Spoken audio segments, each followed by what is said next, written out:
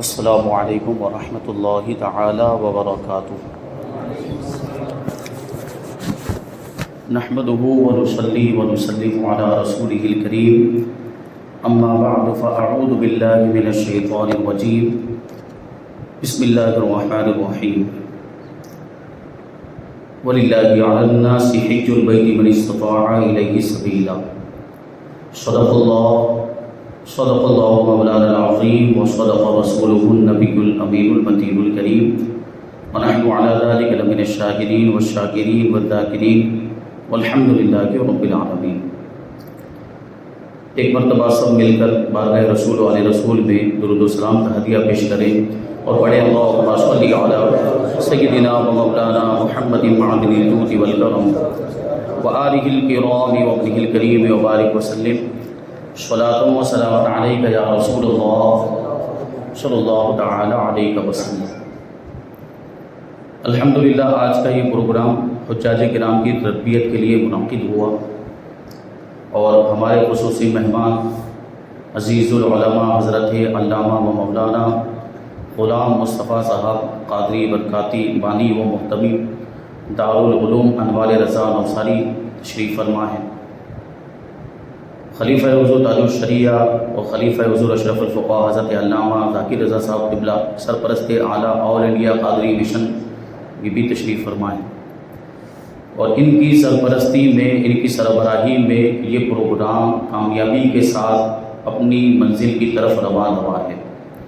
میں بیچ میں تھوڑا سا آپ کا وقت لوں گا اور حج کے ضروری مسائل، کیونکہ حج کے سارے مسائل تو بیان کرنے جائیں اگر تو جتنا وقت متعین ہوا ہے وہ بھی کم پڑ جائے، تفصیلی مسائل اگر، اس لیے جو ضروری مسائل ہیں یعنی جو عام طور پر پیش آتے ہیں ان مسائل کو انشاءاللہ ہم شامل کرنے کی کوشش کریں گے، اور ہماری مائیں بہنیں بھی سن رہی ہیں، آپ حضرات بھی سن رہے ہیں۔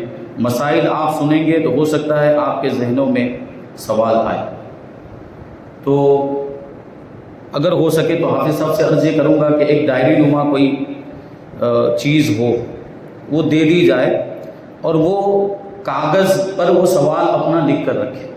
اگر کسی کے ذہن میں سوال آتا ہے تو وہ سوال کو کاغذ پر لکھ کر رکھے، انشاءاللہ اس کو یہاں پہ آپ دے دیں۔ جب آپ کا وہ سوال لکھ لیا جائے تو وہ سوال کو آپ یہاں پہ جمع کر دیں، تو پروگرام کے اختتام پر جب وقت ملے گا یا درمیان میں کبھی وقت ملے گا تو ان سوالوں کے جوابات کو شامل کیا جائے۔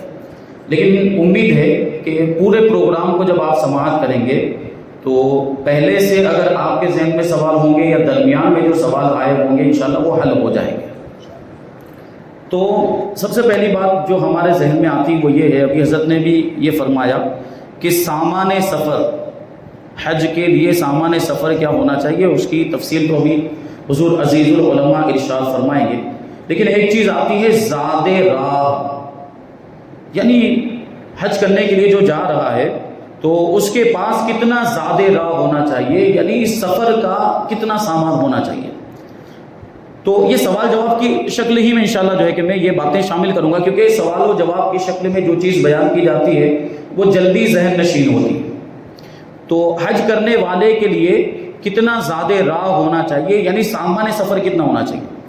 جواب دیتے ہیں کہ کھانے پینے کا انتظام اتنا ہونا چاہیے کہ جا کر واپس آنے تک اس کے لیے کافی ہو، اور یہ واپسی کے وقت تک اہل و عیال کے خرچے کے علاوہ ہونا چاہیے۔ کیا مطلب اس کے خود کے لیے بھی اتنا سامان ہو کھانے پینے وغیرہ کا، پہننے کا، کہ وہ جائے اور واپس آ جائے، پورے سفر کے لیے وہ کافی ہو جائے، اور اتنے دنوں تک، مثال کے طور پر اگر وہ 30 دن کے لیے جا رہا ہے یا 35 دن کے لیے جا رہا ہے تو اتنے دنوں تک اس کے اہل و عیال کے لیے بھی اتنا مال یہاں پر اس کے وطن میں چھوڑ کر جائے کہ جو اس کے اہل و عیال کے نفقے کے لیے بھی، یا جن کا نفقہ اس پر واجب ہے ان کے لیے کافی ہو جائے۔ راستے کا امن بھی ضروری ہے، یعنی راستے کا معمول ہونا، یعنی خطرے سے خالی ہونا بھی ضروری ہے، کیونکہ اس کے بغیر حج کی ادائیگی لازم نہیں ہوتی۔ اب آگے جو ہے حج کے واجب ہونے کے شرائط بیان کرتے ہیں کہ حج کے واجب ہونے کی کتنی اور کون کون سی شرطیں ہیں۔ تو حج کے واجب ہونے کی 8 شرطیں ہیں، جب تک وہ سب نہ پائی جائیں حج فرض نہیں۔ 8 کا پایا جانا ضروری۔ اگر ایک بھی شرط نہیں پائی گئی تو حج فرض ہوگا ہی نہیں۔ پہلی شرط ہے اسلام، یعنی مسلمان ہونا۔ کافر پر حج فرض ہی نہیں، کافر شریعت کا مکلف ہی نہیں، اسلام کے احکام کا مکلف ہی نہیں۔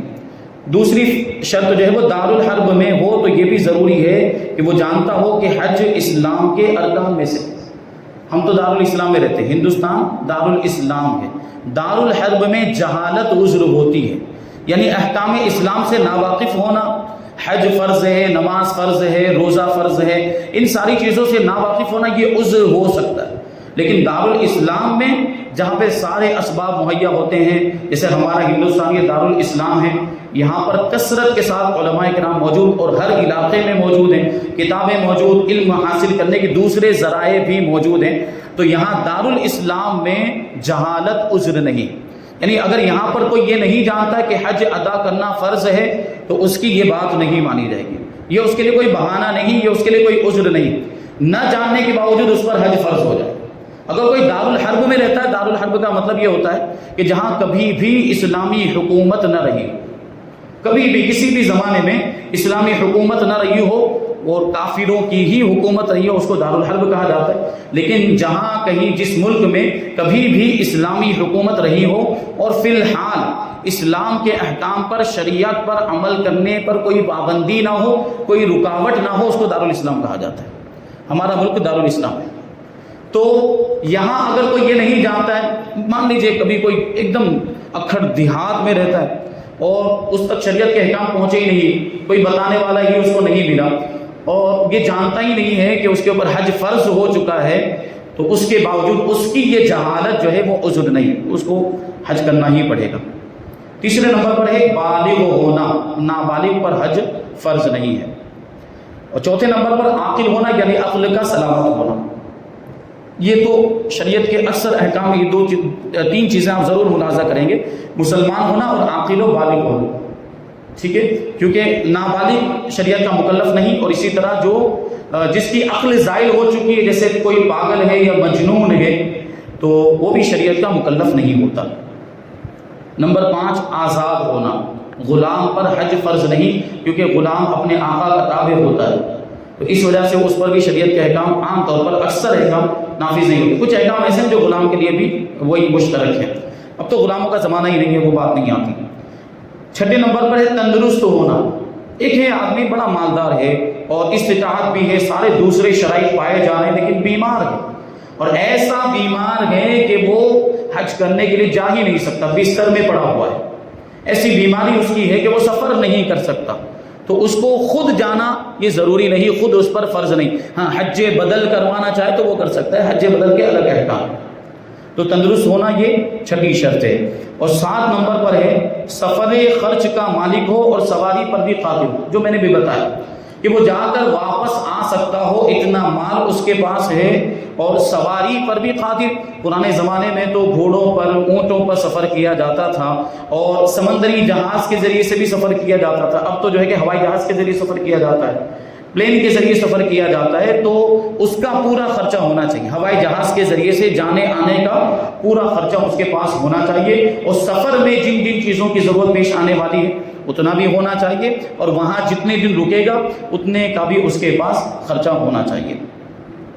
8ویں نمبر پر ہے حج کا وقت، یعنی حج کے مہینے ہونے چاہیے، حج کے ایام ہونے چاہیے۔ اگر کوئی یہ سوچے کہ میں رمضان ہی میں حج کر لوں تو حج نہیں ہو سکتا، حج تو اس کے مخصوص دنوں میں ہوتا ہے، اس کے لیے وہ دن مقرر کر دیے گئے ہیں، اور حج کے جو ایام ہیں وہ بیان کرتے ہیں شوال کا پورا مہینہ، ذی قعدہ کا پورا مہینہ، اور ذی الحجہ کے 10 دن، یہ حج کے ایام ہیں، اور انہیں کو ایام حج بھی کہا جاتا ہے۔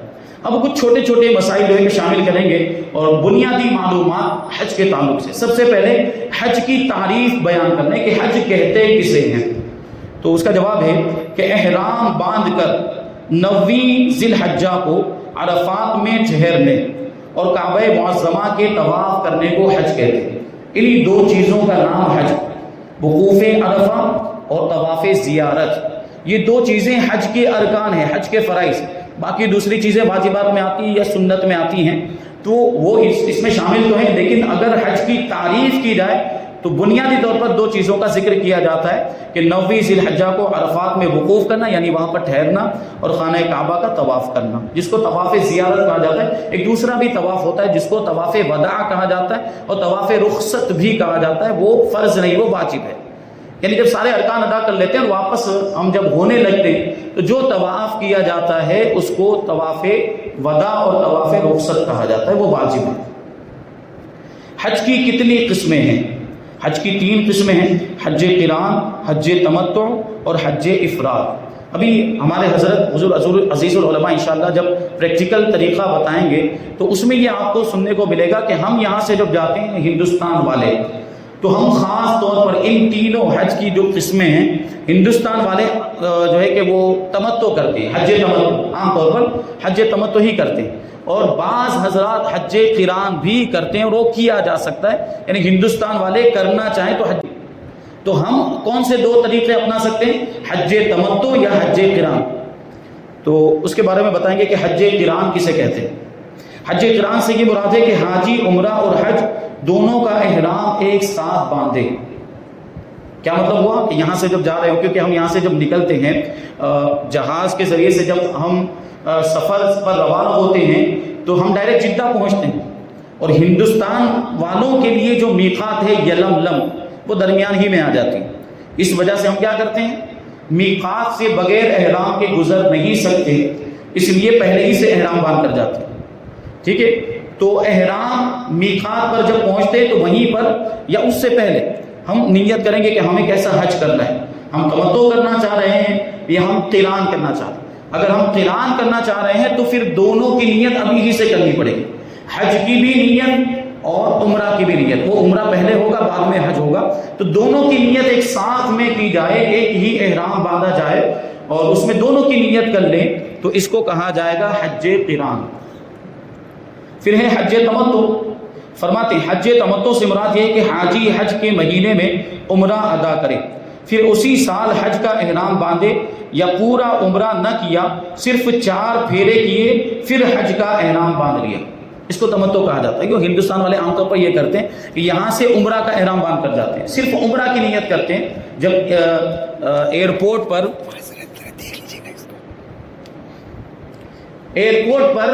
اگر احرام باندھ رہے ہوتے ہیں تو صرف عمرہ کی نیت کرتے ہیں، پھر جانے کے بعد وہاں پر عمرہ کر کے احرام کھول دیتے، یعنی حلق یا تقصیر کرانے کے بعد احرام کھول دیتے ہیں اور احرام کی پابندیوں سے وہ باہر ہو جاتے ہیں۔ پھر جب حج کے ایام شروع ہوتے ہیں تو حج کے لیے وہ الگ سے احرام باندھتے ہیں، تو یہ جو طریقہ ہے اس کو تمتع کہا جاتا ہے۔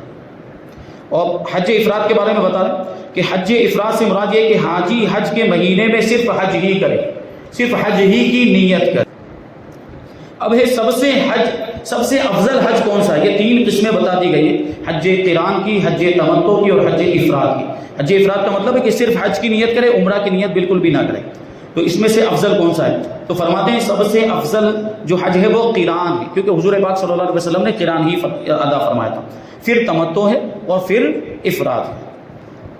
اب ہم بار بار ایک جو ہے کہ یہ لفظ سنتے ہوں گے، جملہ سنتے ہوں گے، حج اکبر، بھائی ابھی تو حج اکبر، تو حج اکبر کا مطلب کیا ہو؟ ہم اس کو سمجھتے بھی ہے کہ حج اکبر کیا، ہم اپنی عام سمجھ کے مطابق، ذہن کے مطابق یہ سمجھتے ہیں کہ جمعہ کے دن اگر 10 ذی الحجہ آ جائے تو اس کو ہم کہتے ہیں حج اکبر، جبکہ روایتوں کے مطابق فقہائے کرام کے اقوال کا اس میں اختلاف ہے، اور ان اختلاف کی روشنی میں دیکھا جائے تو سب سے زیادہ راجح قول یہ ہے کہ جس دن رسول پاک صلی اللہ علیہ وسلم نے حج کیا وہی حج اکبر، اس سے بڑا کوئی حج نہیں۔ حضور نے جس سال حج کیا وہی حج اکبر، اس سے بڑا کوئی حج نہیں ہے، اور اتفاق سے وہ دن بھی جمعہ کا دن ہی تھا جب رسول پاک صلی اللہ علیہ وسلم نے حج کیا تھا، تو 10 ذی الحجہ کو جمعہ کا دن آیا تھا، تو اسی مناسبت سے اب بھی کبھی 10 ذی الحجہ کو جمعہ کا دن آ جاتا ہے تو اسے حج اکبر کہا جاتا ہے۔ ابھی یہاں پہ حج کا مختصر طریقہ میں زبانی طور پر بیان کر دیتا ہوں، پریکٹیکل طور پر جو ہے کہ آپ ابھی سماعت کریں گے۔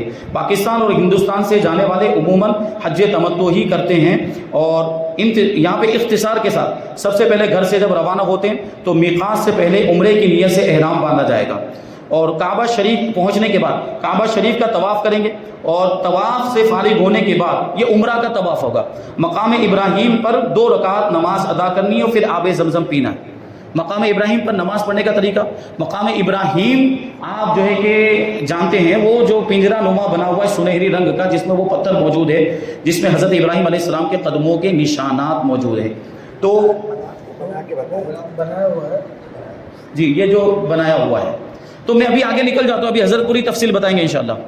تو مقام ابراہیم پر نماز پڑھنے کا مطلب یہ ہے کہ اس انداز میں نمازی کھڑا ہو کہ اس کے اور خانہ کعبہ کے درمیان میں مقام ابراہیم ہونا چاہیے. اگر وہاں پہ گنجائش ہے جگہ کی، اب وہ بہت زیادہ بھیڑ بھاڑ ہے تو دوسری جگہ جا کر بھی پڑھ سکتے ہیں. تو یہ نماز پڑھنے کے بعد آب زمزم پینا چاہیے. پھر سعی کرنا ہے، یعنی صفا اور مروہ کے درمیان سعی کرتے ہیں جو دوڑتے ہیں، اس کا طریقہ بھی ابھی آپ سماعت کریں گے اور پریکٹیکل طور پر اس کو ملاحظہ فرمائیں گے. اس کے بعد حلق کروانا ہے یا قصر کروانا. حلق کروانے کا کیا مطلب ہوتا ہے اور قصر کروانے کا کیا مطلب ہوتا ہے، اس کو آگے سماعت کریں گے. اور پھر احرام سے باہر ہو جانا، احرام کھول دینا، یہاں سے احرام کی پابندیاں ختم ہو جائے گی، یہ عمرہ ہو گیا. اب 8 ذی الحجہ کو دوبارہ احرام باندھ کر بنا جانے کی تیاری کرنا اور مینا میں جا کر ظہر، عصر، مغرب اور عشاء کی نماز ادا کرنا. یہ 4 نمازیں مینا میں ادا کرنی ہے. اور 9 ذی الحجہ کو مقام عرفات میں ظہر و عصر کی نمازیں پڑھنا، وقوف عرفات کرنا. یہ یہاں پر میدان عرفات میں ظہر اور عصر کی جو نمازیں پڑھی جاتی ہیں یہ ظہر کے وقت میں پڑھی جاتی ہیں، یعنی عصر کی نماز کو بھی ظہر کے وقت میں پڑھنا ہے. 9 ذی الحجہ کو سورج غروب ہونے کے بعد عرفات سے مزدلفہ پہنچ کر نمازیں مغرب و عشاء ملا کر پڑھنا، رات مزدلفہ میں قیام کرنا اور طلوع آفتاب سے کچھ پہلے تک مزدلفہ میں ٹھہرے رہنا. تو یہ مزدلفہ 9 ذی الحجہ تک کے معمولات بتائے. 10 ذی الحجہ کو مزدلفہ سے مینا میں آنا اور جمرہ عقبہ پر کنکریاں مارنا. اب یہ جمرہ عقبہ کیا ہے اور باقی کے جو 3 جمرات ہیں انشاءاللہ اس کی تفصیلات سماعت کریں گے. قربانی کرنا، یہ جو قربانی ہوگی یہ حج کی قربانی ہوگی. وہ جو عید والی قربانی وہ الگ، یہ حج کی قربانی ہوگی. اور حلق یا قصر کروانا، 10 ذی الحجہ کو حلق یا قصر کروانے کے بعد مکہ مکرمہ میں جا کر طواف زیارت کرنا. اور 11، 12، 13 ذی الحجہ کو مینا میں قیام کرنا اور تینوں دنوں میں جمرات پر کنکریاں مار کر پھر مکہ میں واپس آنا، مینا واپس آنا اور پھر وہاں سے مکہ مکرمہ روانہ ہو جانا. اور 14 ذی الحجہ یا جب رخصت کا ارادہ ہو یعنی واپس جانے کا ارادہ ہو تو طواف وداع کرنا. اور پھر اگر بہتر تو طریقہ یہی ہے کہ حج سے فارغ ہونے کے بعد مدینہ منورہ کی زیارت کے لیے جانا، روضہ پاک کی زیارت کے لیے جانا، کہ یہ قبولیت حج کا سبب ہے. یہ مختصر طور پر میں نے یہ اس کا نمبر بتا دیا، اس کا آرڈر بتا دیا کہ یہ جو اعمال جو ہے وہ کس طریقے سے ہمیں ادا کرنے ایک کے بعد ایک. یہ حج کے ارکان. اب حج کے متعلق کچھ مختلف چیزیں بیان کریں گے کہ کچھ احکام، ضروری احکام. سب سے پہلا حکم یہ بیان کرتے ہیں کہ حج کرنا یہ فرض ہے، جو اس کی فرضیت کا انکار کرے وہ کافر ہے. حج عمر میں صرف ایک ہی مرتبہ فرض ہے، اور جس شخص کو حج پر جانے کی قدرت حاصل ہو جائے یعنی جو صاحب استطاعت ہو تو اس پر اسی سال حج پر جانا فرض ہے. اگر تاخیر کرے گا تو گنہگار ہوگا. ہمارے یہاں پر جو اصحاب ثروت ہیں، مالدار لوگ ہیں، غنی اغنیاء میں جن کا شمار ہوتا ہے اور جو استطاعت رکھتے ہیں مالی اعتبار سے، وہ سوچتے رہتے کہ ابھی تو رہنے دو، ابھی نہیں جاتے، بعد میں جائیں گے 3-4 سال. حالانکہ ان پر حج فرض ہو چکا ہوتا ہے، اس کے باوجود وہ حج کی کوشش نہیں کرتے. ان پر لازم و ضروری ہو جاتا ہے کہ جیسے ہی حج فرض ہوا ہے اسی سال کے لیے وہ لوگ کوشش کریں. اور ہم یہ چیز بھی دیکھتے ہیں، آپ نے بھی دیکھا ہوگا کہ آدمی پر حج فرض ہو چکا ہے، خود مالدار ہے، خود صاحب استطاعت ہے، لیکن کیا سوچتے ہیں کہ ہم پہلے اپنے ماں باپ کو بھیجیں گے پھر خود جائیں گے. تو یہ بھی غلط سوچ ہے. جس پر حج فرض ہو چکا ہے اس کو خود کرنا لازم ہے. ماں باپ پر بھی اگر حج فرض ہو چکا ہے ان کے ذاتی مال کے اعتبار سے تو ان کو بھی بھیجا جائے گا، ان کے لیے بھی جانا ضروری ہے، لیکن پہلے اس کو خود کو جانا ضروری ہے. تو یہ سوچتے ہیں کہ پہلے ماں باپ کو بھیجے. اور یہ بھی جو ہے کہ ماحول بن چکا ہے ہمارے معاشرے کے اندر کہ اگر ماں باپ کو نہیں بھیجا اور خود جا رہا ہے تو لوگ کیا کہیں گے کہ دیکھو ماں باپ نے حج نہیں کیا اور خود حج کرنے کے لیے جا رہا ہے. یہ بات نہیں. یہ جو بھی شرعی احکام ہوتے ہیں اس میں ایک ایک فرد کو دیکھا جائے گا کہ ایک ایک فرد اس کی استطاعت رکھتا ہے کہ نہیں رکھتا. ماں باپ کی ذمہ داری اولاد کی نہیں ہے حج کرانے کی. ان کے پاس اگر اتنا مال موجود ہے کہ وہ استطاعت رکھتے ہیں حج کرنے کی تو پھر وہ بھی حج کریں گے اور ان پر بھی حج فرض ہو جائے گا. لیکن بیٹا اگر مالک نصاب ہے، صاحب استطاعت ہے، اتنی طاقت رکھتا ہے کہ جا کر آ سکتا ہے تو اس پر لازم ہے کہ وہ پہلے حج کرے. لیکن پھر بھی اگر وہ یہ چاہتا ہے کہ ماں باپ ہی کو بھیجے تو اس کا طریقہ یہ ہو سکتا ہے، اس کی ایک صورت یہ ہو سکتی ہے کہ حج کے ایام آنے سے پہلے جتنے مال کی ضرورت ہے ماں باپ کو حج کرنے کے لیے، اتنے مال کا ماں باپ کو مالک بنا دے۔ جیسے ابھی کے زمانے میں مثال کے طور پر ٹور میں جا رہے ہیں تو 6 لاکھ روپے تقریباً خرچہ ہو رہا ہے، تو ماں باپ اگر دونوں حیات ہیں اور اگر خدا نخواستہ کسی ایک کا انتقال ہو گیا تو ایک تو صرف 6 لاکھ روپے کا خرچہ ہوگا، اور ماں باپ دونوں ہیں تو 12 لاکھ روپے کا خرچہ ہوگا۔ تو یہ 12 لاکھ کا ان کو رمضان ہی میں مالک بنا دے یا شعبان میں مالک بنا دے یا رجب کے مہینے میں مالک بنا دے، تو ماں باپ پر بھی اب حج کرنا فرض ہو جائے گا۔ لیکن اس کے بعد بھی دیکھا جائے گا کہ یہ 12 لاکھ اس نے دے دیے ماں باپ کو، اب بھی بیٹے کے پاس اتنا مال بچا ہے کہ وہ خود بھی حج کر سکتا ہے، تو اس پر بھی حج کرنا فرض ہے۔ تو یہ باتیں ذہن میں رکھنی چاہیے۔ نمبر 3، قدرت ہونے کے باوجود جو شخص چند سال تک حج نہ کرے تو وہ فاسق ہے، گنہگار ہے، اور اس کی گواہی بھی نہیں مانی جائے گی۔ اگر کسی معاملے کے اندر وہ گواہی دیتا ہے تو اس کی گواہی کو رد کر دیا جائے گا۔ نمبر 4، حج کی قضا نہیں، زندگی میں جب بھی کرے گا ادا ہی کہلائے گا۔ جیسے ابھی آج اس سال اس پر فرض ہو چکا، اس سال نہیں کیا، آئندہ سال بھی نہیں کیا، اب وہ 3 سال کے بعد کرے گا یا 4 سال کے بعد، اس کو قضا نہیں مانیں گے، اس کو ادا ہی کہا جائے گا۔ دکھاوے کے لیے اور حرام پیسوں سے حج کرنا حرام ہے۔ حج کو جانے کے لیے جس سے اجازت لینا واجب ہے، بغیر اس کی اجازت کے جانا مکروہ ہے۔ مثلا ماں باپ اگر اس کی خدمت کے محتاج ہوں اور ماں باپ نہ ہو تو دادا دادی کا بھی یہی حکم ہے، تو اجازت لے کر جانا چاہیے۔ یہ حج فرض کا حکم ہے، اور اگر حج نفل ہو تو مطلقاً والدین کی اطاعت کریں، یعنی والدین اگر منع کریں نفلی حج کرنے کے لیے تو پھر وہ جا ہی نہیں سکتا۔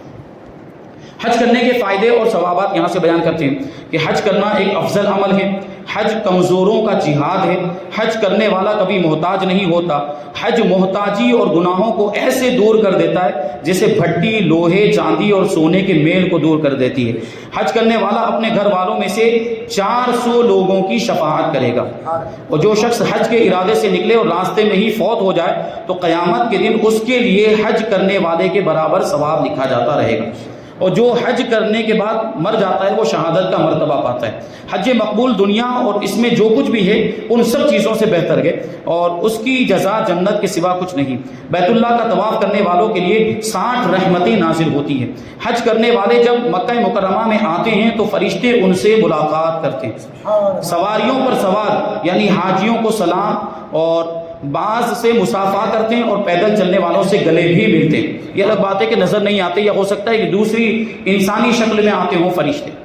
حج کرنے والا بخش دیا جاتا ہے، بلکہ حاجی ماہ ذوالحجۃ الحرام، محرم الحرام، سفر المظفر اور ربیع الاول کے 20 دنوں میں جس کے لیے بخشش چاہے اس کی بھی مغفرت ہو جاتی ہے۔ اب حج نہ کرنے کے نقصانات، فائدے بھی ہیں تو نقصانات بھی ہیں۔ حج فرض ہونے کے باوجود جان بوجھ کر نہ کرنا جہنم میں لے جانے والا کام ہے۔ فریضہ حج کو ترک کرنا اللہ تعالیٰ کی ناراضگی کا سبب ہے۔ جو حج پر قادر ہوا اور اس کے باوجود حج نہ کرے تو وہ سخت مجرم اور گنہگار ہے، اور استطاعت ہونے کے باوجود حج نہ کرنے کا عمل یہ کفار سے مشابہت ہے، جسے حج کرنے سے نہ ظاہری حاجت رکاوٹ ہوئی، نہ ظالم بادشاہ نے روکا، نہ کوئی ایسا مرض اور بیماری ہے جو حج کرنے سے روک رہی ہو، پھر بھی وہ بغیر حج کیے مر گیا تو چاہے وہ یہودی ہو کر مرے یا نصرانی ہو کر مرے، اللہ تعالیٰ کو اس کی کوئی حاجت نہیں۔ جس بندے کا جسم تندرست ہو اور مالی اعتبار سے وہ خوشحال ہو اور وہ 5 سال تک حج نہ کرے وہ ضرور محروم ہے، یعنی اللہ کی رحمت سے محروم ہے۔ آگے ہے کہ اگر کسی شخص پر حج فرض ہو جائے مگر اس کی بیٹی جوان، بہت اہم سوال زمانے کے اعتبار سے لوگوں کے ذہن میں یہ بات آتی ہے، اگر کسی شخص پر حج فرض ہے اور اس کی بیٹی جوان ہے اور گھر میں بیٹھی ہوئی ہے تو کیا اسے حج کرنا چاہیے یا پہلے بیٹی کی شادی کرانی چاہیے؟ اور بعض لوگ کہتے ہیں کہ پہلے بیٹی کا فرض ادا کر لیں پھر حج کو جائیں گے، جبکہ بیٹی کے لیے ابھی رشتہ تلاش کر رہے ہوتے ہیں، تو کیا اس وجہ سے حج میں تاخیر کرنا جائز ہے؟ اس کو بہت زیادہ جو ہے کہ ضروری سمجھ لیا جاتا ہے کہ بیٹی یہاں گھر میں بیٹھی ہوئی ہے، بیٹی کی شادی نہیں ہوئی ہے اور شادی کے اسباب مہیا نہیں ہے اور یہ آدمی حج کرنے کے لیے جا رہا ہے۔ بہت اہم سوال ہے. تو اب ان دونوں میں سے کس کو ترجیح دی جائے گی؟ کیا بیٹی کی شادی کے لیے حج میں تاخیر کی جا سکتی ہے؟ تو جواب، جس شخص پر حج فرض ہو چکا اس پر فرض و لازم و ضروری ہے کہ اسی سال حج کو جائے. بلا عذر شرعی اس سال حج نہ کرنا گناہ ہے، اور فقہا نے جن اعذار کی وجہ سے حج کی ادائیگی فرض نہ ہونے کا حکم دیا ہے ان میں بیٹی کی شادی کو شمار نہیں کیا. یعنی بیٹی کی شادی کرانا یہ کوئی ایسا عذر نہیں ہے جس کی وجہ سے حج میں تاخیر کرنا جائز ہو جائے. اس وجہ سے جو حج کو مؤخر کرے گا وہ گنہگار ہوگا. چند سال تک حج نہ کیا تو فاسق ہے اور اس کی گواہی رد کر دی جائے گی، مگر جب کرے گا تو ادا ہی مانا جائے گا، یہ قضا نہیں ہے. بعض لوگوں کا خیال ہوتا ہے کہ اگر حج کرنے جائیں گے تو بچیوں کی شادی کے لیے پیسے نہیں بچیں گے. تو یاد رہے کہ شادی کے لیے کثیر اخراجات کرنا نہ فرض ہے نہ لازم ہے، واجب بھی نہیں. شادیوں میں ہم نے جو اخراجات اور رسم و رواج شامل کر لیے ہیں یہ ہماری طرف، شریعت نے تو شادی کا کیا حکم، شریعت کے اعتبار سے جو شادی وہ انتہائی آسان ہے، کوئی خرچہ ہی نہیں ہے، معمولی سا خرچہ. صرف مہر مقرر کر لیا جائے شادی میں اور گواہوں کی موجودگی میں ایجاب و قبول ہو جائے، نکاح ہو گیا. نہ کھانا کھلانے کی حاجت ہے، نہ رسم و رواج میں اتنا خرچہ کرنے کی حاجت ہے. یہ سب ہم نے اپنی طرف سے ڈالا. زیادہ سے زیادہ ولیمہ کرنا سنت ہے، وہ بھی لڑکے کے لیے. یہاں تو لڑکی کی بات چل رہی ہے نا، یہاں لڑکی کے باپ کی بات چل رہی ہے. لڑکے والوں کے لیے ولیمہ کرنا سنت ہے. تو یہ اخراجات جو ہم کر رہے ہیں یہ ہم نے اپنی طرف سے اس میں شامل کیے ہوئے ہیں، ورنہ شریعت کے اعتبار سے تو نکاح کرنا بہت ہی آسان ہے اور نکاح میں کوئی خرچہ نہیں، معمولی سا خرچہ ہے. مہر اس کی کم سے کم مقدار اگر دیکھ لیں 33 گرام چاندی، اس کی ابھی آپ جو ہے کہ حساب لگائیں تو 2200-2300 اس کی قیمت بنتی ہے. تو یہ کم سے کم، ویسے مہر میں جتنا بھی زیادہ ہو سکے اتنا اضافہ کرنا چاہیے. تو یہ مہر اگر آپ 10,000 بھی رکھتے ہیں تو اس کو افورڈ کیا جا سکتا ہے، اور اس کے بعد بھی آدمی حج کرنا چاہے تو حج کر سکتا ہے. تو یہ بیٹی کی شادی کرانا یہ کوئی اتنا بڑا معاملہ نہیں جس کو اتنا ہوا بنا دیا جاتا ہے کہ بیٹی کی شادی نہیں کر رہے ہیں اور حج کرنے کے لیے جا رہے ہیں. تو بیٹی اگرچہ اس کی شادی نہیں ہوئے لیکن باپ جو ہے وہ صاحب استطاعت ہو چکا ہے، اس کے لیے حج لازم ہے، تاخیر نہیں کر سکتا. تو یہ جو اخراجات ہیں یہ نہ فرض ہیں نہ لازم ہے، بلکہ بعض صورتوں میں گناہ بھی ہے. جو ہم کرتے ہیں رسم و رواج یہ بعض صورتوں میں گناہ بھی، جیسے گانے باجے اور ناجائز رسموں پر خرچ کرنا، یہ تو شریعت کے خلاف ہے، شریعت اس کی اجازت ہی نہیں دیتی. شریعت کے مطابق اور سادگی سے شادی کریں، جس کے لیے کثیر مال ہونا کوئی ضروری نہیں ہے. دوسری بات یہ ہے کہ حج کرنا مفلسی پیدا نہیں کرتا، بلکہ حج تو غنی بنا دیتا ہے، حج تو مالدار کرتا ہے. اچھی نیت کے ساتھ حج کرنے کے لیے جائیں گے تو اللہ تبارک و تعالیٰ بیٹیوں کی شادی کے اسباب بھی مہیا فرما دے گا. لہٰذا حج کریں، مقدس مقامات پر جا کر دعا کریں، اللہ کریم بہتر اسباب پیدا فرمائے گا اور بیٹیوں کی شادی کا انتظام بھی ہو جائے گا. حدیث پاک میں ہے کہ حج کرو غنی ہو جاؤ گے، یعنی مالدار ہو جاؤ گے. حج کے ارکان کتنے اور کون کون سے ہیں؟ نیز حج کا رکن اعظم کون سا، سب سے بڑا رکن کون سا ہے؟ فرماتے ہیں حج کے 2 رکن ہیں، ایک ہے طواف زیارت، دوسرا وقوف عرفہ. 9 ذی الحجہ کو وقوف عرفہ یہ حج کا رکن اعظم ہے. احرام کے کیا معنی؟ احرام یہ ہم سنتے رہتے ہیں اور ہمارے ذہن میں جو چیز ہے وہ یہ ہے کہ وہ 2 چادریں جو مرد پہن لیتا ہے اسی کا نام احرام. تو یہ تو مرد کے لیے 2 چادریں اس وجہ سے ضروری ہے کہ احرام کی حالت میں وہ سلا ہوا کپڑا نہیں پہن سکتا، جبکہ عورت تو کسی بھی کپڑے میں، سلے ہوئے کپڑے میں بھی حج کر سکتی ہے. اس کا مطلب کیا ہوا کہ یہ کپڑے کا نام احرام نہیں ہے، یہ تو ایک پابندی ہے اس کے لیے، احرام کی پابندی. کہ جب وہ احرام باندھ لیتا ہے یعنی نیت جب کر لیتا ہے، اصل جو چیز ہے احرام کے اندر وہ ہے نیت کرنا. جب وہ نیت کر لیتا ہے، عمرے کی یا حج کی نیت کر لیتا ہے، تو وہیں سے احرام کی پابندیاں شروع ہو جاتی ہیں. اور احرام کو احرام اس لیے کہتے ہیں کہ احرام کی جو حج یا عمرہ کی نیت کر لیتے ہیں تو وہ نیت کرنے کے بعد بہت سی ایسی چیزیں حرام ہو جاتی ہیں جو احرام باندھنے سے پہلے حلال رہتی ہیں. اسی وجہ سے احرام کا لفظی معنی بھی ہوتا ہے حرام کرنا، اسی کو بیان کرتے ہیں. احرام کے لفظی معنی ہے حرام کرنا، کیونکہ احرام باندھنے والے پر بعض حلال باتیں بھی حرام ہو جاتی ہیں. اور آگے سوال ہے کہ احرام کی حالت میں عطر کی شیشی ہاتھ میں لی اور ہاتھ میں خوشبو لگ گئی تو کیا کفارہ ہے؟ کیونکہ احرام کی پابندیوں میں سے ایک تو یہ ابھی آپ نے سماعت کیا سلا ہوا کپڑا نہیں پہن سکتے، دوسری پابندی یہ کہ خوشبو نہیں لگا سکتے، احرام کی حالت میں خوشبو نہیں لگا سکتے. تو اب اگر کسی نے عطر کی شیشی اپنے ہاتھ میں لی اور ہاتھ میں وہ عطر لگ گیا، اس کی وجہ سے ہاتھ سے خوشبو آنے لگ گئی، تو کیا حکم ہے؟ جواب دیتے ہیں کہ اگر لوگ دیکھ کر کہیں کہ یہ بہت سی خوشبو لگ گئی، یعنی زیادہ خوشبو لگ گئی ہے، اگرچہ عضو کے تھوڑے حصے پر صرف انگلیوں پر لگی ہے، لیکن دیکھنے والا کہے کہ بہت زیادہ لگ گئی ہے تو پھر دم واجب ہے، ورنہ معمولی سی خوشبو بھی لگ گئی ہے تو پھر صدقہ ہے۔ اب یہ بار بار آپ سنیں گے کہ دم واجب ہوتا ہے بعض صورتوں کے اندر، بعض ایسے جرم جو ہم سے ہو جاتے ہیں تو بعض صورتوں میں دم واجب ہوتا ہے اور بعض صورتوں میں صدقہ واجب ہوتا ہے۔ تو یہ دم کا مطلب کیا ہوتا ہے اور صدقے کا کیا مطلب ہوتا ہے؟ دم کا مطلب ہوتا ہے ایک بکری قربان کرنا، اور صدقہ وہی صدقہ فطر کی جو مقدار ہے وہی اس کفارے والے صدقے کی بھی مقدار ہے، یعنی 2 کلو 47 گرام گیہوں، اور اگر جو دینا چاہتے ہیں تو 4 کلو 94 گرام، کھجور دینا چاہتے ہیں تو وہ بھی 4 کلو 94 گرام ہوگا، یا کشمش دینا چاہتے ہیں تو وہ بھی 4 کلو 94 گرام ہوگا۔ یہ صدقہ فطر کی جو مقدار وہی اس کفارے والے صدقے کی بھی مقدار ہے۔ تو خوشبو نہیں لگانی چاہیے، خاص طور پر احرام کی حالت میں ان چیزوں سے پرہیز، بلکہ علماء نے تو یہاں تک فرمایا خوشبو والا کھانا بھی نہیں کھانا چاہیے۔ کوئی خوشبو والی چیز ہے جس سے کھائیں گے تو منہ سے خوشبو آنے لگ جائے گی، وہ بھی نہیں کھا سکتے۔ کیا احرام کی حالت میں جوں بھی نہیں مار سکتے؟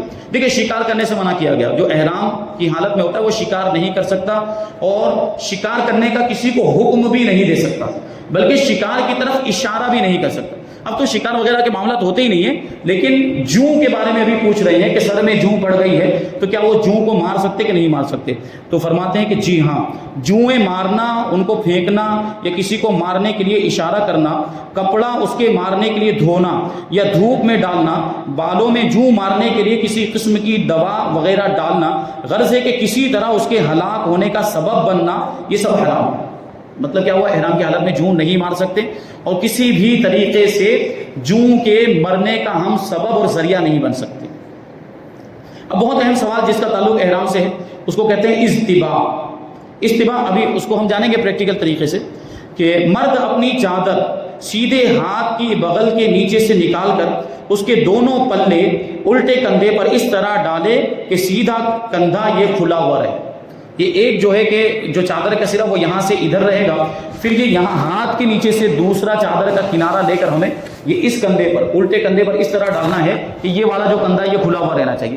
یہ صرف اسی طواف کے اندر کیا جائے گا جس طواف کے بعد سعی کی جاتی ہے۔ استباء یہ اس طواف میں کرنا ہے جس طواف کے بعد ہمیں سعی کرنی ہے صفا اور مروہ کے درمیان، اسی طواف میں۔ کہ اگر ہم طواف نفلی کر رہے ہیں، ویسے ہی وقت ہے ہمارے پاس، ہم سارے ارکان سے فارغ ہو چکے ہیں اور ابھی بھی وقت ہے اور طواف کرنا چاہتے ہیں نفلی طواف ویسے ہی، اور اس کے بعد سعی نہیں ہے، تو ایسی صورت میں وہ جو طواف کیا جائے گا اس میں استباء نہیں کرنا ہے۔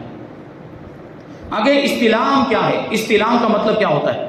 تو جواب، حجر اسود کو بوسہ دینے یا ہاتھ یا لکڑی سے چھو کر چوم لینے یا اشارہ کر کے ہاتھوں کو بوسہ لینے کو استلام کہتے ہیں۔ دیکھیے آپ ابھی سماعت کریں گے کہ طواف جو شروع ہوتا ہے وہ رکن حجر سے شروع، رکن اسود سے، جہاں پہ حجر اسود نصب کیا ہوا ہے۔ یہ خانہ کعبہ بنا ہے، جو اس طرف جو سفید رنگ کا جو وہ حجر اسود کے لیے نشان بنایا ہوا ہے، تو وہیں سے آپ کو طواف شروع کرنا ہے اور استلام کیا جائے گا، یعنی یہاں سے گزر کے جب بھی آپ ایک چکر پورا کریں گے اور دوبارہ جب حجر اسود کے پاس آئیں گے تو آپ کو استلام کرنا ہے، یعنی شروع کرتے وقت بھی استلام کرنا ہے۔ تو استلام ابھی یہاں پہ عام طور پر اتنی زیادہ بھیڑ ہوتی ہے کہ آپ جا کر ڈائریکٹ حجر اسود کا بوسہ نہیں لے سکتے۔ اگر وہاں پہ گنجائش ہے تو جا کر ڈائریکٹ بوسہ لیجیے، یا لکڑی وغیرہ آپ کے ہاتھ میں ہے یا کوئی دوسری چیز ہے جسے ہاتھ لگا کر ایسے بوسہ لے لیا، یا لکڑی لگا کر لکڑی کو چوم لیا، یہ نہیں کر پا رہے ہیں، دور ہی سے اگر استلام کرنا چاہتے ہیں تو اس کا طریقہ یہ ہے کہ حجر اسود کی طرف اس طریقے سے ہاتھ کریں گے، اور پھر وہ جو دعا پڑھنے کی ہوتی ہے وہ دعا پڑھنے کے بعد یہ اس طرح ہاتھوں کو ہم بوسہ دے دیں گے۔ تو یہ ہو گیا استلام۔ اب آپ کو یہ پتا ہونا چاہیے کہ طواف کے جو چکر ہوتے ہیں وہ 7 ہوتے ہیں، لیکن استلام یہ 8 مرتبہ ہو جائے گا، کیونکہ شروع کرتے وقت بھی ہم نے استلام کیا، 7 چکر پورا کرنے کے بعد آخر میں بھی ہم استلام کریں گے، تو یہ ٹوٹل استلام بنتے ہیں 8۔ صحیح کسے کہتے ہیں؟ صحیح کرنے کا مطلب کیا ہوتا ہے؟ صفا اور مروہ کے درمیان دوڑنے کو صحیح کہتے ہیں۔ یہ صفا اور مروہ جو مقدس پہاڑ ہیں مکہ مکرمہ کے اندر، خانہ کعبہ کی مشرقی جانب یعنی پورب کی جانب یہ 2 پہاڑ واقع ہیں، ان دونوں پہاڑوں کے درمیان سعی کی جاتی ہے، صفا سے شروعات ہوتی ہے، صفا سے شروع کریں گے اور پھر درمیان میں میلین اخضرین آتے ہیں، یعنی ابھی تو جو ہے کہ وہاں پر لائٹ لگ گئی ہے، ہری لائٹ، یہ وہاں سے شروع کریں گے تو سفید لائٹ ہے، لیکن جب وہ میلین اخضرین پر پہنچیں گے تو ہری لائٹ لگی ہوئی ہے، وہاں پر ہم کو تیز دوڑنا ہے، وہاں پہ تیز بھاگنا ہے. یہ حضرت حاجرہ رضی اللہ تعالی عنہا کی سنت ہے. وہ پورا واقعہ ہے، آپ جانتے ہیں، ابھی اس کو سنائیں گے تو وقت چونکہ کم ہے. تو وہ میلین اخضرین کے درمیان تیز بھاگنا ہے، اور باقی جہاں پر سفید لائٹ ہے وہاں پر معمول کے مطابق نارمل چال چلنا ہے ہم کو. تو صفا اور مروہ کے درمیان دوڑنے کو صحیح کہتے ہیں. اب رمی کسے کہتے ہیں؟ تو جواب ہے کہ جمرات یعنی شیطانوں پر کنکریاں مارنے کو رمی کہتے ہیں. اور رمل کسے کہتے ہیں؟ اکڑ کر شانے یعنی کندھے ہلاتے ہوئے سینہ ایسے چوڑا کر کے چھوٹے چھوٹے قدم اٹھاتے ہوئے قدر تیزی کے ساتھ چلنے کو رمل کہا جاتا ہے. اور یہ طواف کے اندر ہوتا ہے، اور طواف کے شروع کے 3 چکر میں ہوتا ہے. جو رمل جو کیا جاتا ہے وہ طواف کے شروع کے 3 چکر میں ہوتا ہے، اور یہ مرد کے لیے، عورت کے لیے نہیں. طواف میں کتنے پھیرے ہوتے ہیں اور کتنے استلام ہوتے ہیں؟ طواف میں 7 چکر ہوتے ہیں اور 8 استلام ہوں گے. تقصیر کا کیا مطلب؟ اس سے پہلے آپ نے اوپر پڑھا کہ حلق کروائے گا یا قصر کروائے گا، اسی کو تقصیر بھی، قصر کو تقصیر بھی کہا جاتا ہے. تو تقصیر کا کیا مطلب؟ حلق کروانے کا تو مطلب ہم سب جانتے ہیں، حلق کروانے کا مطلب سارے بالوں کو بھونڈا دینا. جیسے ابھی یہاں سے جا کر عمرہ کریں گے اور احرام کھولیں گے تو پورے حلق کروا دیا، یعنی سارے بال اتروا دیے، پورا جو ہے کہ صاف کروا دیا، سروں کو منڈا دیا، تو اس کو کہتے ہیں حلق کروانا. اور قصر کروانے کا مطلب بیان کرتے ہیں کہ کم سے کم 1/4 سر کے بال انگلی کے پورے کے برابر کٹوانا. یہ انگلی کا پورا، انگلی کے پورے کے برابر سر، یہ انگلی کے پورے کا مطلب اس کی گولائی، اس کی گولائی کے برابر پورے سر کے بالوں کا 1/4 حصہ، یہ 1/4 حصے کے بال جو ہے وہ پورے بال جو ہے وہ اتنی مقدار میں کم سے کم کٹ جانے چاہیے، تب جا کے یہ تقصیر ہوگی، قصر ہوگا، ورنہ نہیں ہوگا. اور عورتوں کے لیے حلق نہیں، عورتوں کے لیے قصری ہی ہے، ان کے لیے تقصیر ہی ہے. ان کے لیے جو طریقہ بتایا جاتا ہے کہ وہ اپنی چوٹی کو اس طریقے سے انگلی میں پکڑیں گے اور یہ انگلی میں ایسی لپیٹیں گے، انگلی کے یہ چوٹی کے کنارے کو، چوٹی کے سرے کو اس طرح انگلی میں وہ لپیٹیں گی، اور یہ انگلی کے لپیٹنے میں جو یہ راؤنڈ بنے گا اتنا حصہ وہ ایسے کاٹ دیں گی کینچی سے، تو یہ ہو گیا ان کا قصر. وہی بتا رہے ہیں خواتین کی تقصیر کا آسان طریقہ کیا ہے. تو جواب دیتے ہیں اس کا آسان طریقہ یہ ہے کہ اپنی چٹیا کے سرے کو انگلی کے گرد لپیٹ کر اتنا حصہ کاٹ لیں، لیکن یہ احتیاط لازم ہے کہ کم سے کم 1/4 سر کے بال پورے کے برابر کٹ جائیں، انگلی کے پورے کے برابر کٹ جائیں. تو یہ ان کو دھیان رکھنا پڑے گا جو خواتین مائیں بہنیں ہیں، کیونکہ بسا اوقات جو بعض ہماری مائیں بہنیں ہوتی ہیں ان کے بالوں کے مسائل کچھ الگ ہوتے ہیں کہ اوپر گھنے بال ہیں اور نیچے جب آخر میں پہنچتے ہیں تو کنارے پر بالکل تھوڑے سے بال رہ جاتے ہیں، کبھی کسی بیماری کی وجہ سے بال جھڑنے کی بیماری ہے. تو اب اگر وہ جو خاتون ہے وہ اس طرح جو ہے کہ تھوڑے سے بال لے کر وہ کاٹ دیں گی تو ان سے تقصیر نہیں ہو پائے گی، جبکہ وہ 1/4 سر سمجھ رہے ہیں نا، 1/3 سر کا 1/4 حصہ یعنی 1/3 اتنے بال اس میں نہیں آ پا رہے ہیں، تو یہ تقصیر نہیں ہو پائے گی. اب آگے سوال ہے کہ عورت جو عمرے کے طواف و سعی سے فارغ ہو چکی، ابھی اس نے تقصیر نہیں کروائی، وہ اپنے شوہر کے احرام سے نکلنے کے وقت یعنی اس کے عمرے کے طواف و سعی سے فارغ ہونے کے بعد اس کا حلق یا تقصیر کر سکتی ہے. یعنی عورت خود تقصیر کروا کے احرام سے باہر ہو چکی، لیکن ابھی اس کا شوہر احرام سے باہر نہیں ہوا ہے، اس نے طواف و سعی وغیرہ سب کچھ کر لیا، یعنی عمرے کے سارے ارکان ادا کر لیے ہیں. تو عورت کیا اپنے شوہر کے بال کاٹ سکتی ہے، یعنی حلق کر سکتی ہے یا تقصیر کر سکتی ہے؟ تو جواب ہے جی ہاں، کر سکتی ہے کہ جب احرام سے باہر ہونے کا وقت آ گیا تو اب محرم اپنا یا دوسرے کا سر مونڈ سکتا ہے، اگرچہ یہ دوسرا ابھی محرم ہو اور اس کا احرام سے باہر ہونے کا وقت آ گیا ہو، تو یہ کیا جا سکتا ہے. طواف میں کتنی اور کون کون سی باتیں حرام ہیں؟ طواف کے دوران نہیں کر سکتی. طواف میں 7 باتیں حرام ہیں. بے وضو طواف کرنا. نمبر 2، جو عضو سطر میں داخل ہے اس کا 1/4 حصہ کھلا ہونا، یہ حرام. مرد کے لیے جیسے ناف کے نیچے سے لے کر گھٹنے کے نیچے تک کا جو حصہ ہے اس کو چھپانا فرض ہے، اس میں سے کسی عضو کا 1/4 حصہ، جیسے مثال کے طور پر گھٹنا ہے، گھٹنے کا 1/4 حصہ کھلا رہ گیا تو یہ حرام ہے. مثلا ران یا آزاد عورت کا کان یا کلائی، اس کا 1/4 حصہ کھلا رہنا حرام ہے. نمبر 3، بے کسی مجبوری کے سواری پر یا کسی کی گود میں یا کندھوں پر طواف کرنا، یہ حرام. مجبوری ہو تو مجبوری کی صورت میں اجازت ہوتی ہے، لیکن مجبوری نہیں تو سواری پر طواف نہیں کر سکتے، کسی کے کندھے پر سوار ہو کر طواف نہیں کر سکتے، کسی کی گود میں بھی طواف نہیں کر سکتے. نمبر 4، بلا عذر بیٹھ کر سرکنا یا گھٹنوں پر چلنا طواف کے دوران، یہ بھی جائز نہیں. نمبر 5، کعبے کو سیدھے ہاتھ پر لے کر الٹا طواف کرنا. سیدھے ہاتھ پر لے کر الٹا طواف کیسے شروع ہوگا؟ یہ ہمارا جو بائیں طرف کا جو حصہ یہ خانہ کعبہ کی طرف ہونا چاہیے، اور پھر ہم ادھر یہ ہمارا جو بائیں طرف والا حصہ خانہ کعبہ کی طرف ہوگا تو طواف یوں جائے گا، ہم گھومیں گے اس طرح، اور الٹا طواف اگر کریں تو پھر یہ جائز نہیں ہے، یعنی ہم سیدھا والا حصہ خانہ کعبہ کی طرف کرتے اور یوں گھومنے لگ جائیں تو یہ جائز نہیں ہے۔ نمبر 6، طواف میں حتیم کے اندر سے ہو کر گزرنا۔ حتیم یہ جو گول والا حصہ بنایا ہوا ہے یہ خانہ کعبہ کے اندر کا حصہ ہے۔ حضرت ابراہیم علیہ السلام نے جب خانہ کعبہ کو تعمیر کیا تھا تو یہ والا حصہ خانہ کعبہ کے اندر انہوں نے شامل کیا تھا، حتیم والا حصہ جو گول راؤنڈ بنا ہوا ہے، یعنی دوسری طرف کے جو کنارے وہ تو چوکور نوکیلے ہیں، لیکن اس طرف کا جو کنارہ تھا حضرت ابراہیم علیہ السلام نے اسے گول ہی بنایا تھا، یہ پوری عمارت ایسی گول تھی اوپر تک۔ لیکن قریش نے جب اس کی تعمیر کی، قبیلہ قریش کے لوگوں نے، تو اتنے حصے کو باہر چھوڑ دیا، کیونکہ ان لوگوں نے چندہ کر کے یہ جو ہے کہ تعمیر کی تھی، چندہ کم پڑ گیا، پیسے کم پڑ گئے تھے، تو اتنا حصہ انہوں نے باہر کر دیا اور یہ سیدھی دیوار بنا دی، تو اب یہ عمارت چوکور ہو گئی، یہ حتیم والا حصہ جو ہے کہ وہ باہر رہ گیا۔ اسی وجہ سے فرماتے ہیں کہ جو حتیم میں نماز پڑھے اس کو خانہ کعبہ کے اندر نماز پڑھنے کا ثواب ملتا ہے۔ تو حتیم کے اندر سے نہیں جا سکتے، کیونکہ ہمیں خانہ کعبہ کا طواف کرنا ہے نا، خانہ کے طواف جو ہے وہ خانہ کعبہ کے ارد گرد ہوتا ہے، خانہ کعبہ کے اندر نہیں ہوتا، تو اسی وجہ سے یہاں سے گزریں گے تو گویا ہم خانہ کعبہ کے اندر سے گزر گئے، اس لیے وہ جائز نہیں، حتیم کے باہر سے جانا پڑے گا اسے۔ تو یہ حتیم کے اندر سے ہو کر گزرنا جائز نہیں ہے، اور 7 پھیروں سے کم کرنا طواف یہ بھی جائز نہیں ہے۔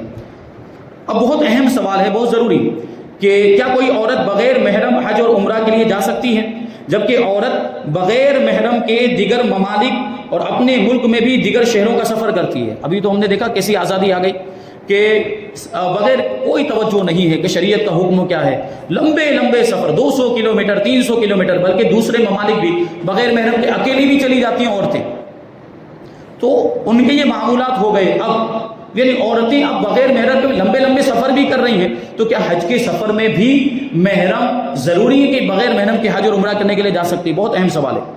تو حج یا عمرہ کے لیے کیوں نہیں جا سکتی؟ یعنی جب دوسرے ممالک کے لیے جا سکتی بغیر محرم کے، تو حج اور عمرہ کے لیے کیوں نہیں جا سکتی؟ کسی عورت کے پاس محدود رقم ہو جس سے وہ خود حج یا عمرہ کر سکتی ہے، تو کیا کسی گروپ یا فیملی کے ساتھ جا سکتی؟ یعنی کوئی دوسری فیملی ہے ان کے ساتھ، یہ رشتہ دار ہے ان کے ساتھ، وہ جو اس میں اس کے محارم میں سے کوئی بھی نہیں، یا کوئی دوسرا گروپ جا رہا ہے، جیسے ابھی ٹور کے گروپ جاتے ہیں، وہ گروپ میں جانا چاہتی ہے اور اس کو اگرچہ اطمینان ہے کہ میں سلامت رہوں گی، مجھے کوئی تکلیف نہیں پہنچے گی، تو کیا اس کے باوجود بغیر محرم کے حج کرنا ضروری ہے؟ تو اس کے تعلق سے آپ کو میں بتا دوں کہ ابھی حج کے اوپر جو شرائط بیان کیے گئے، تو عورت میں ایک شرط کا اضافہ اور ہے کہ عورت خود بھی اپنے سفر کے خرچ پر آنے جانے وغیرہ کی استطاعت رکھتی ہو اور اپنے محرم کے خرچ پر بھی کی بھی طاقت رکھتی ہو، تب اس پر حج فرض ہوگا۔ مان لیجیے کہ محرم ہے تو صحیح اور اس کے پاس مال ہے لیکن محرم کے پاس نہیں ہے، تو پھر اس پر حج فرض ہوگا ہی نہیں، محرم ہونا اس کے لیے شرط قرار دے دیا گیا۔ مان لیجیے کہ کوئی محرم ہے ہی نہیں، کوئی محرم نہیں، سارے جو محارم تھے خدا نخواستہ ان کا انتقال ہو گیا، اب عورت صاحب استطاعت ہے لیکن اس کا کوئی محرم ہی نہیں جس کے ساتھ وہ جائے، تو اگرچہ دوسرے شرائط پائے جا رہے ہوں اس پر حج فرض ہی نہیں، اور اس کے باوجود اگر وہ حج کرنا چاہتی ہے تو اس کی صورتیں بیان کی علماء نے کہ وہ کسی سے شادی کر لے گی، کسی آدمی سے جو اس کو سنبھال سکتا ہو، اس کی دیکھ بھال کر سکتا ہو، اس سے نکاح کر لیتا ہو، وہ اس کا محرم ہو گیا، اور یہ بھی اس صورت میں کہ جبکہ اس کے خرچے کو بھی یہ برداشت کر سکتی ہے، پھر اس کو ساتھ میں لے کر جانا چاہے تو وہ جا سکتی ہے، لیکن اگر یہ نہیں کرنا چاہتی اس پر کوئی لازم یا ضروری نہیں، تو محرم اگر نہیں ہے تو حج فرض ہی نہیں ہوگا۔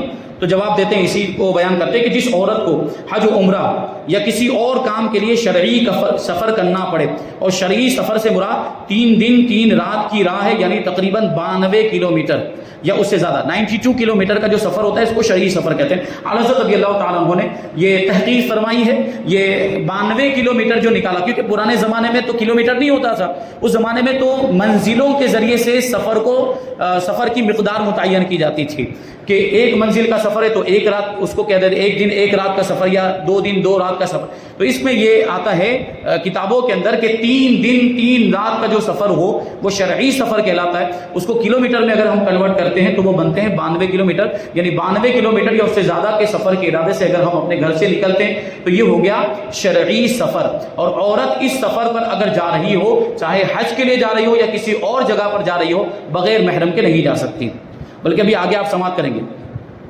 تو اس سے 92 کلومیٹر یا اس سے زائد سفر کرنا پڑے، بلکہ خوف فتنہ کی وجہ سے تو علماء 1 دن کی راہ جانے سے بھی منع فرماتے ہیں۔ یعنی عورت اگر 92 کلومیٹر سے کم کا بھی سفر کر رہی ہے، مان لیجیے 60 کلومیٹر سے کم کا، لیکن فتنے کا اندیشہ ہے تو اس میں بھی بغیر محرم کے نہیں جا سکتے. یہ علماء نے اتنی احتیاطیں بتائی ہیں. تو اس کے ہمراہ شوہر ہو یا محرم کا ہونا شرط ہے، اس کے بغیر سفر کرنا ناجائز و حرام ہے. لہٰذا یہ حکم صرف حج و عمرہ کے ساتھ خاص نہیں ہے، بلکہ کسی بھی جگہ شرعی سفر کرنا پڑے تو یہی حکم ہوگا، خواہ وہ عورت کتنی ہی بوڑھی ہو گئی ہو، بغیر محرم سفر نہیں کر سکتی، کسی گروپ اور فیملی کے ساتھ بھی نہیں جا سکتی. اگر جائے گی تو گنہگار ہوگی اور اس کے ہر قدم پر گناہ لکھا جائے گا. سفر حج کے دوران موت آ جائے تو اس کی کیا فضیلت؟ حضور اکرم صلی اللہ علیہ وسلم نے ارشاد فرمایا کہ جو حج کے لیے نکلا اور راستے ہی میں اس کا انتقال ہو گیا تو قیامت تک اس کے لیے حج کا ثواب لکھا جاتا رہے گا.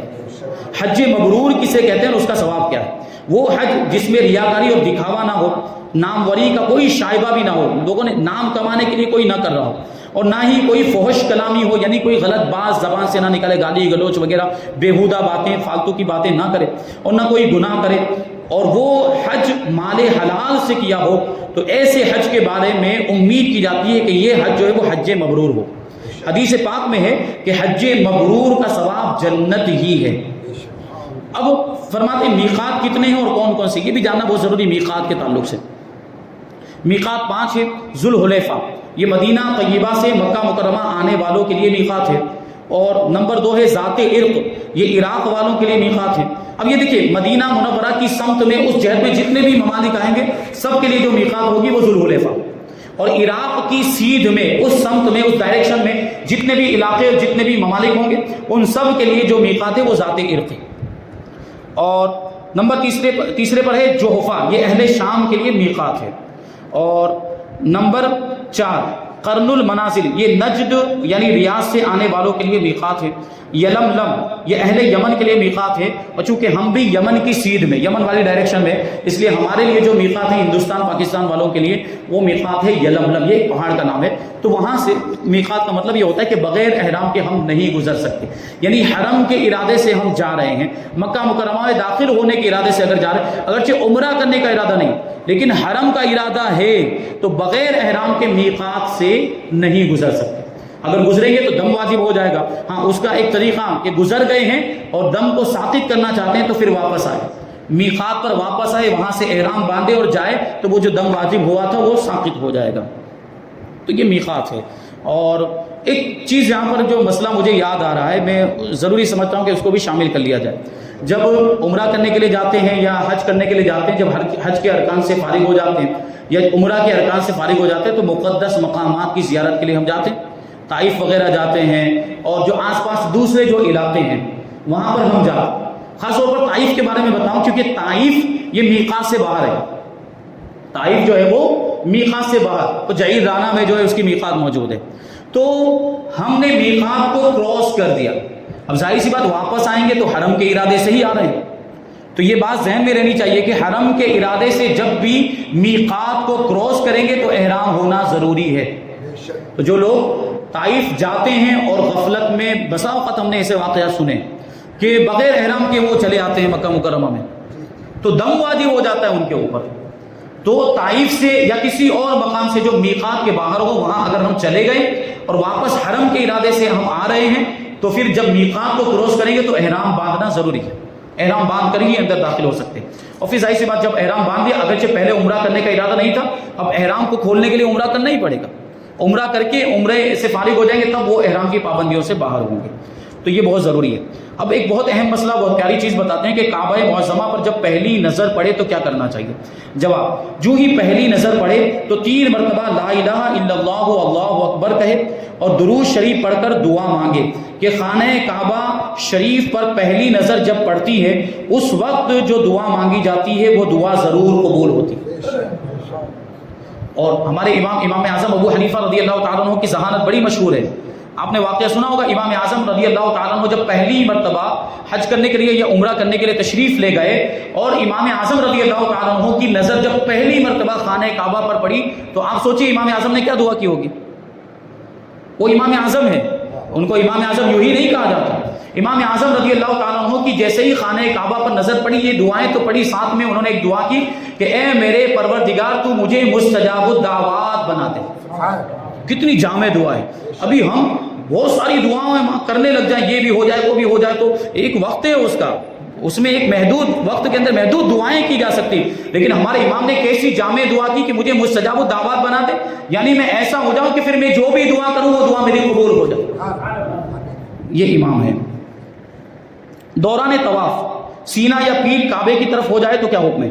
جواب دیتے ہیں بھیڑ کے سبب یا بے خیالی میں کسی طواف کے دوران تھوڑی دیر کے لیے اگر سینہ یا پیٹھ کعبے کی طرف ہو جائے تو طواف میں سینہ یا پیٹھ کیے جتنا فاصلہ طے ہوا اتنے فاصلے کا اعادہ یعنی اس کو دوبارہ کرنا واجب. یہ ایک بات یاد رہنی چاہیے کہ سینہ خانہ کعبہ کی طرف نہیں ہونا چاہیے اور پیٹھ بھی خانہ کعبہ کی طرف نہیں ہونی چاہیے. اب بے خیالی میں ایسا ہو گیا یا بھیڑ بھاڑ کی وجہ سے اگر ایسا ہو گیا تو جتنا فاصلہ اس حالت میں طے کیا پھر سے واپس جائے اور اس کو پھر سے ادا کرے.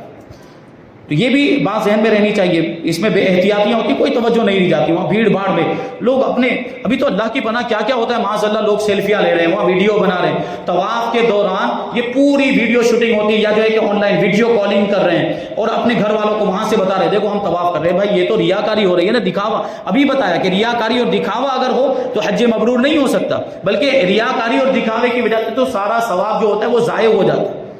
تو یہ تو آداب کے بھی خلاف. بلکہ ہم نے تو دیکھا کہ سنہری جالیوں کے سامنے بھی لوگ فون پر زور زور سے باتیں کرتے، چلاتے، جبکہ اس بارگاہ کا ادب یہ بتایا گیا لا ترفعوا اصواتکم فوق صوت النبی، کہ نبی کی آواز پر اپنی آواز کو بلند مت کرو. یہاں ادب کے ساتھ پیش آنا چاہیے. بلکہ وہ شعر آپ نے سنا ہوگا، ادب گاہست زیر آسماں از عرش نازک تر نفس گم کر دمی آیت جنید و بایزید ہی جا.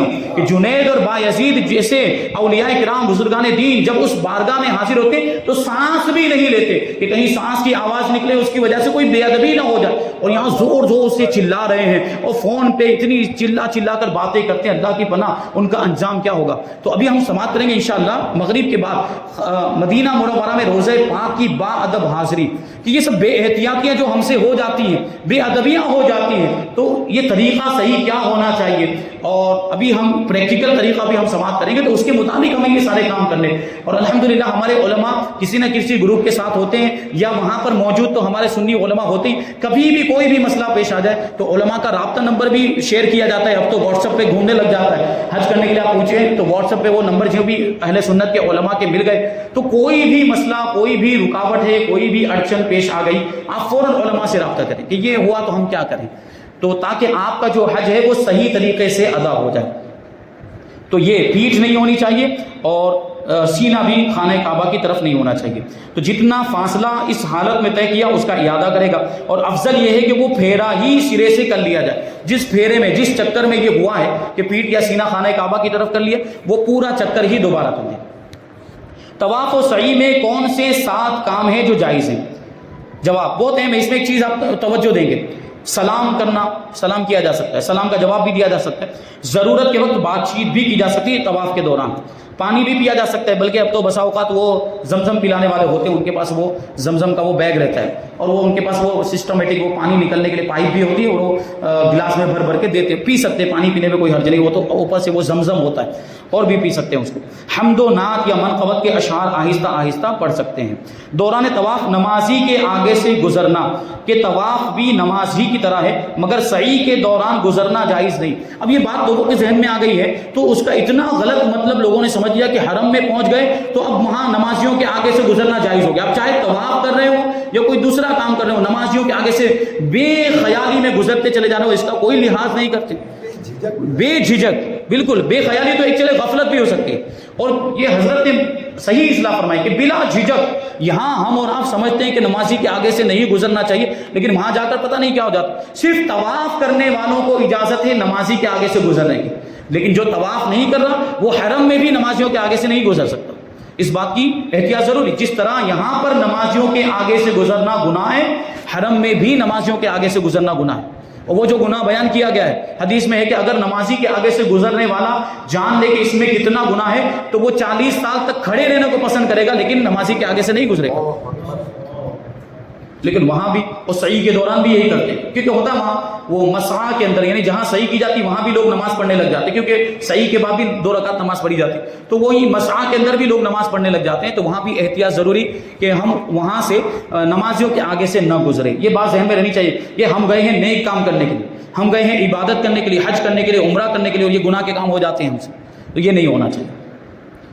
تو کسی بھی طواف کے علاوہ کسی بھی دوسرے کام کے دوران یا سعی کے دوران نمازی کے آگے سے گزرنا جائز نہیں، اور فتویٰ پوچھنا یا فتویٰ دینا یہ جائز ہے۔ طواف یا سعی کے دوران تھکن کی وجہ سے کچھ دیر آرام کر سکتے ہیں، یعنی ابھی جیسے مثال کے طور پر 2 چکر ہو گئے، تھک گیا، آرام کرنا چاہتا ہے تو اجازت ہے۔ جواب: طواف و سعی کے پھیرے لگانے میں ان کا پے در پے ہونا سنت ہے، سنت موقدہ، ایک کے بعد ایک ہونا چاہیے، اور بلا عذر ان میں فاصلہ کرنا مکروہ ہے، جیسے 2 چکر کیے جا کر بیٹھ گیا آرام کرنے کے لیے، یہ مکروہ ہے۔